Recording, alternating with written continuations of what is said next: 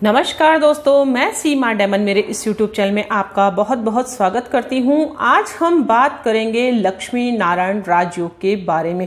पिछली वीडियोस में मैंने बहुत से राजयोग के बारे में आपको पूरी जानकारी दी थी। यदि आप भी तक आपने वह वीडियो नहीं देखे हैं तो जरूर देखिए और जानिए आपकी कुंडली में कौन सा राजयोग बन रहा है। लक्ष्मी नारायण राजयोग कब बनता है, इसके क्या क्या लाभ होते हैं, और यदि आपकी कुंडली में यह राजयोग बन रहा है लेकिन आपको इस राजयोग का फल नहीं प्राप्त हो रहा है तो क्या उपाय करें, वह वीडियो के एंड में मैं आपको जरूर बताऊंगी। तो इस वीडियो को आप एंड तक जरूर देखें।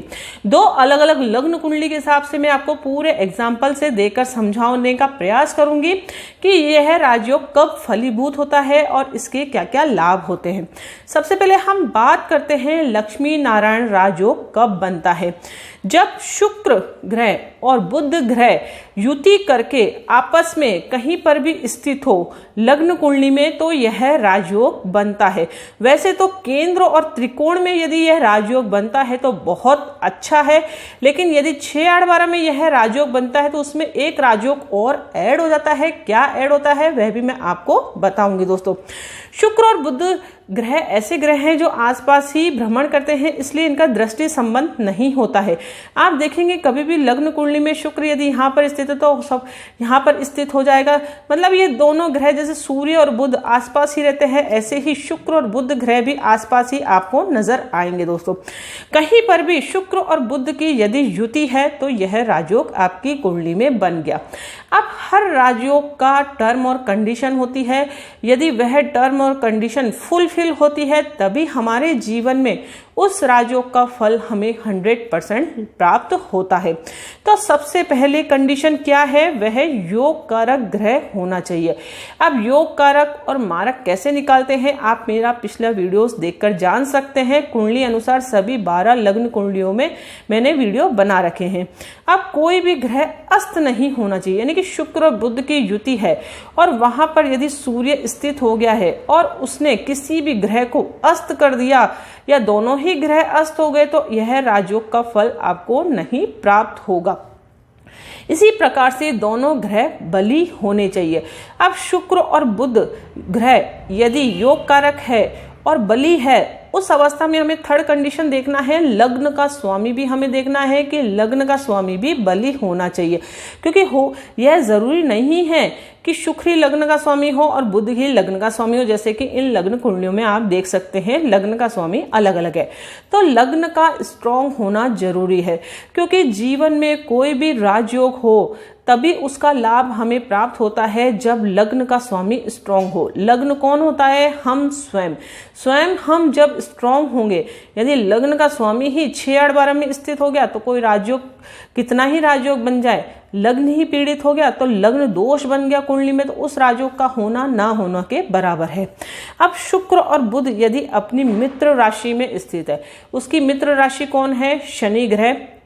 शनि से उसकी मित्रता है तो शुक्र और बुध मित्र राशि में स्थित हो, या फिर स्वग्रही हो, स्वग्रह मतलब स्वयं की राशि में स्थित हो, 6 नंबर या 7 नंबर राशि में स्थित हो, या फिर उच्च के हो। उच्च के कब होंगे? एक ग्रह यदि उच्च का है तो दूसरा ऑटोमेटिक नीच का होगा, क्योंकि शुक्र और बुध आप भली भांति जानते हैं 6 नंबर शुक्र हमेशा नीच राशि में है तो बुध 6 नंबर उच्च का होगा।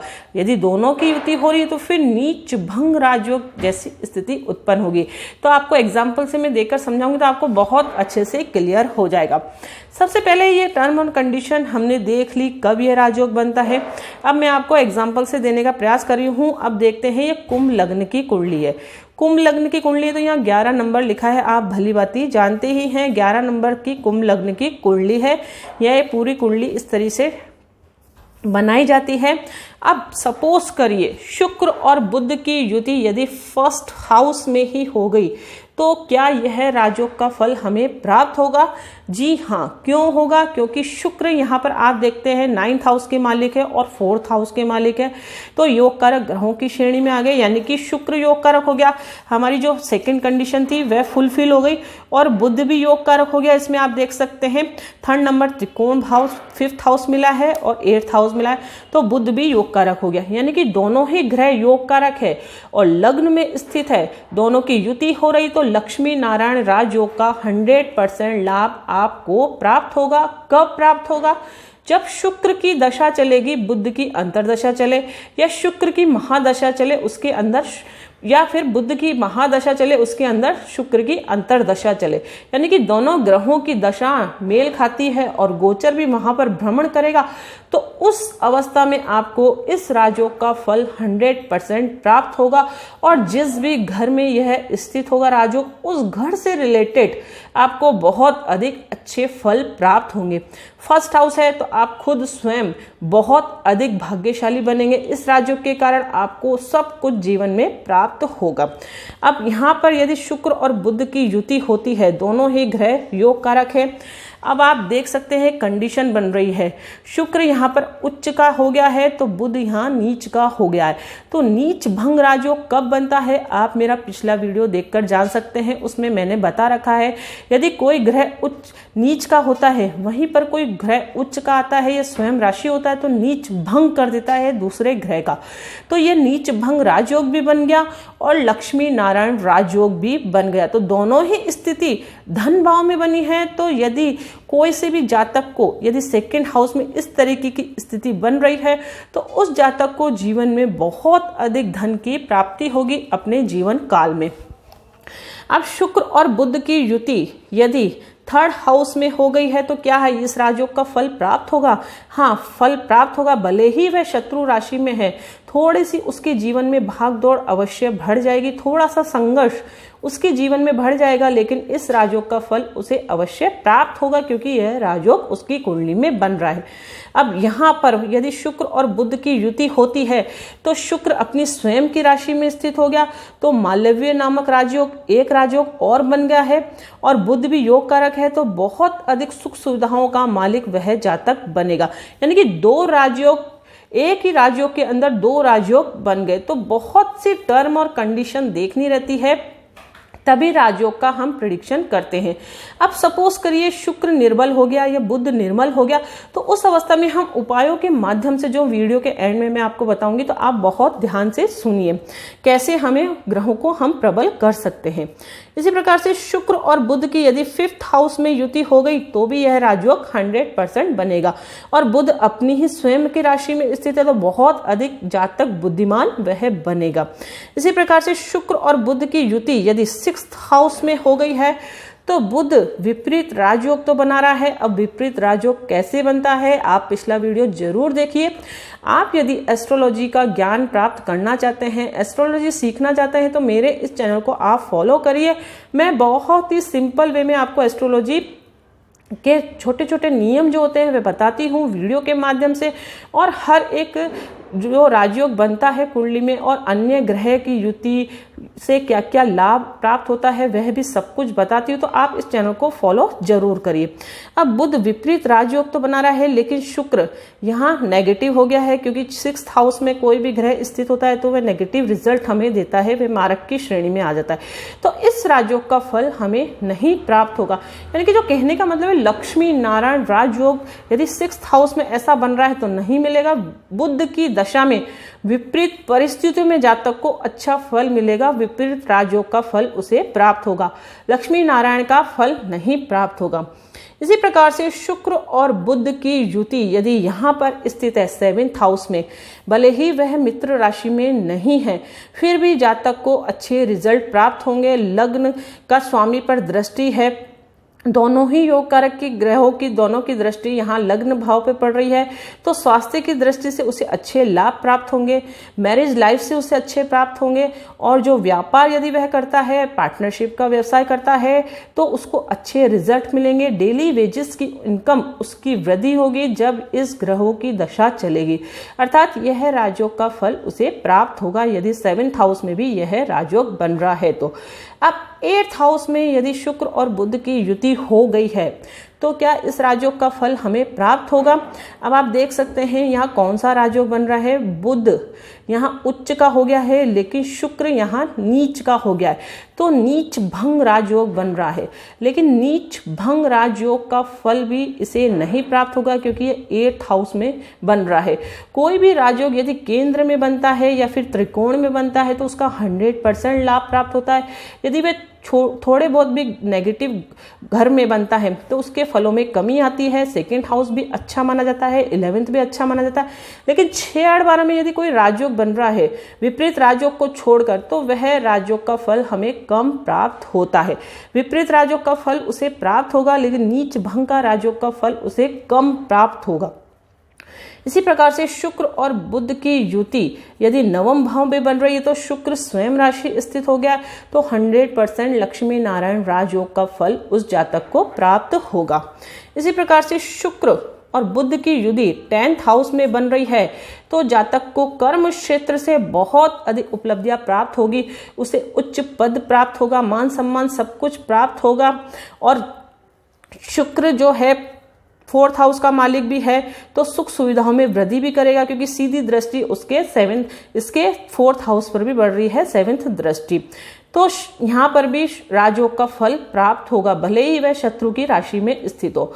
इस प्रकार से शुक्र और बुध की युति यदि यहाँ पर भी हो रही है तो भी राजयोग का फल प्राप्त होगा जातक को। लेकिन यदि 12वें घर में शुक्र और बुध की युति हो रही है तो जातक को लक्ष्मी नारायण राजयोग का फल नहीं प्राप्त होगा, केवल बुध से बनने वाला विपरीत राजयोग उसे फल प्राप्त होगा। इस प्रकार से यदि दोनों ग्रह योग कारक है फिर भी प्लेसमेंट के अकॉर्डिंग राजयोग का फल हमें प्राप्त होता है। अब नेक्स्ट एग्जांपल मैं आपको लेती हूँ मेष लग्न की कुंडली में। अब मेष लग्न की कुंडली में आप देख सकते हैं 3 नंबर 6 नंबर यहाँ लिखा है तो बुध हो गया नेगेटिव यानी कि मारक, और शुक्र भी आप देख सकते हैं लग्न का अति शत्रु है। अष्टम द्वादश थ्योरी के अकॉर्डिंग उसे भले ही धन भाव मिला है लेकिन लग्न का शत्रु होने के कारण वह मारक हो गया। अब शुक्र और बुध की युति यदि इस 1st हाउस में बनेगी तो यह राजयोग नहीं बनेगा क्योंकि पहली ही कंडीशन कैंसिल हो गई, यानी कि दोनों ही ग्रह नेगेटिव है। भले ही युति कर रहे हैं लेकिन राजयोग नहीं बनाएंगे।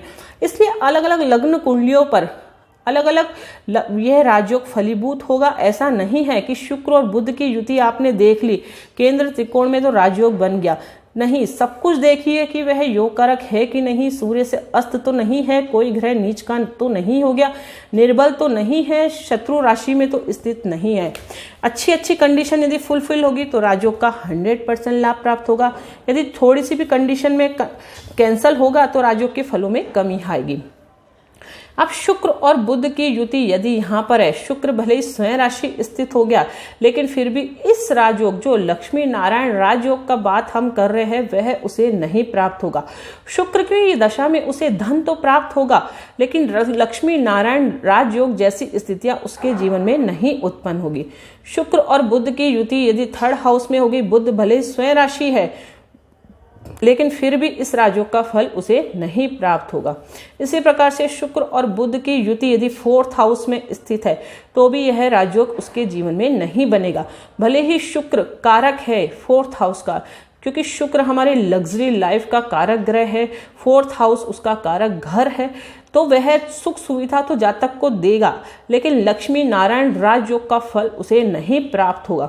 इसी प्रकार से शुक्र और बुध की युति यदि 5th हाउस में बन रही है तो भी इस राजयोग का फल नहीं प्राप्त होगा।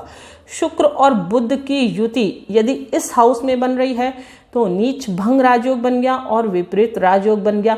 2 राजयोग बन गए तो उस अवस्था में हमें लग्न का स्वामी देखना है। जैसे मैंने आपको बताया यदि लग्न का स्वामी नहीं है शुक्र बुध तो लग्न के स्वामी पर आप नजर डालिए। मंगल यदि स्ट्रांग होगा तो इस जातक को बुध की दशा में अच्छे फल प्राप्त होंगे। इसी प्रकार से शुक्र और बुध की युति यदि 7th हाउस में है, भले ही वह स्वयं राशि स्थित है लेकिन नेगेटिव है तो वह जातक को स्वास्थ्य से रिलेटेड समस्या देगा। शुक्र की दशा में राजयोग जैसी स्थिति उत्पन्न नहीं करेगा, लेकिन मैरिड लाइफ के लिए यह राजयोग अच्छा फल उसे देगा, पार्टनरशिप के लिए अच्छे फल उसे देगा। इसलिए हर टर्म और कंडीशन देखना जरूरी है, हर चीज को पॉइंट टू पॉइंट देखना बहुत जरूरी है। इसी प्रकार से शुक्र और बुध की युति 8th हाउस में है तो यह राजयोग नहीं बनेगा। शुक्र और बुध की युति यदि 9th हाउस में है तो भी यह राजयोग नहीं बनेगा। शुक्र और बुध की युति यदि 10th हाउस में है तो भी यह राजयोग नहीं बनेगा। और शुक्र और बुध की युति यदि 11th हाउस में है तो भी यह राजयोग नहीं बनेगा। और शुक्र और बुध की युति यदि यहाँ पर है तो नीच भंग राजयोग बन रहा है, लेकिन 12th हाउस में स्थित होने के कारण इतना फलों की प्राप्ति नहीं होगी। और बुध से विपरीत राजयोग बन रहा है, उसका लाभ जातक को प्राप्त होगा। अब मैंने दोनों लग्न कुंडलियों से आपको स्टेप बाय स्टेप हर चीज क्लियर करी है दोस्तों। आई होप आपको यह समझ में आया होगा। यदि आपकी कुंडली में यह राजयोग बन रहा है तो आपको बहुत अधिक जातक बुद्धिमान होगा। क्या क्या उसके लाभ होंगे? धनवान होगा क्योंकि वह अपने कार्य में निपुण होगा, वह ज्ञान बहुत उसके पास होगा क्योंकि शुक्र ज्ञान के कारक है और बुध भी बुद्धि के कारक ग्रह है। अब ऐश्वर्य, शुक्र है, माता लक्ष्मी की उसके ऊपर अपार कृपा होगी तो धन ऐश्वर्य सब कुछ उसे प्राप्त होगा। और वह जिस भी कार्य क्षेत्र से जुड़ा हुआ है वहां पर उसे मान सम्मान अवश्य प्राप्त होगा। उच्च पद वह अपने जीवन में अर्जित करेगा इन राजयोग के कारण। अब सपोज करिए शुक्र और बुध में से यदि कोई भी ग्रह निर्बल है, यानी कि उसकी डिग्री वाइज कम है, तो हमें रत्न उसका धारण करके पॉजिटिव ग्रहों को हम पावर को इम्प्रूव कर सकते हैं। यानी कि आप यहाँ पर पन्ना भी धारण कर सकते हैं यदि ये लग्न कुंडली में स्थित है, यह राजयोग बन रहा है। और उसके अलावा व्हाइट टोपाज या डायमंड भी या फिर ओपल भी धारण कर सकते हैं। दोनों ग्रह की यदि पावर कम है तो दोनों रत्न धारण कर सकते हैं, एक की है तो एक रत्न धारण कर सकते हैं। और 6-8-12 में यदि कोई ग्रह स्थित है, सूर्य से वह अस्त है, तो भी हम रत्न धारण कर सकते हैं। तो बहुत सी टर्म कंडीशन देखना रहता है। और यदि मूवमेंट चलित कुंडली में शुक्र का मूवमेंट यहाँ हो गया तो फिर हम रत्न नहीं धारण कर सकते। इसलिए रत्न धारण करने से पहले आप एक अच्छे एस्ट्रोलॉजर का सहारा अवश्य लें। मैं बार बार आपको यही कहती हूँ। अब रत्न आपने धारण कर लिया है, दूसरा उपाय इस लग्न कुंडली के हिसाब से बताऊंगी कि मंत्र का जाप जरूर करें। यदि ग्रह नेगेटिव है, दोनों युति हो रही है, तो मंत्रों के माध्यम से हम ग्रहों को पॉजिटिव कर सकते हैं और इस राजयोग का फल हमारे जीवन में प्राप्त कर सकते हैं। थर्ड उपाय है रुद्राक्ष के माध्यम से। रुद्राक्ष यदि आप कोई नेगेटिव ग्रह का भी धारण करेंगे तो भी पॉजिटिव रिजल्ट प्राप्त होता है। यानी कि शुक्र यदि सपोज करिए नेगेटिव हो गया है, कई लग्न कुंडली ऐसी होती है जिसमें शुक्र पॉजिटिव हो, बुध नेगेटिव होता है, युति हो रही, तो आप बुध को पॉजिटिव करने के लिए रुद्राक्ष भी धारण कर सकते हैं और शुक्र की पावर इंप्रूव करने के लिए रत्न धारण कर सकते हैं। तो इन तीन चीजों के माध्यम से आप किसी भी ग्रह की पावर को एडजस्ट कर सकते हैं, इंप्रूव कर सकते हैं।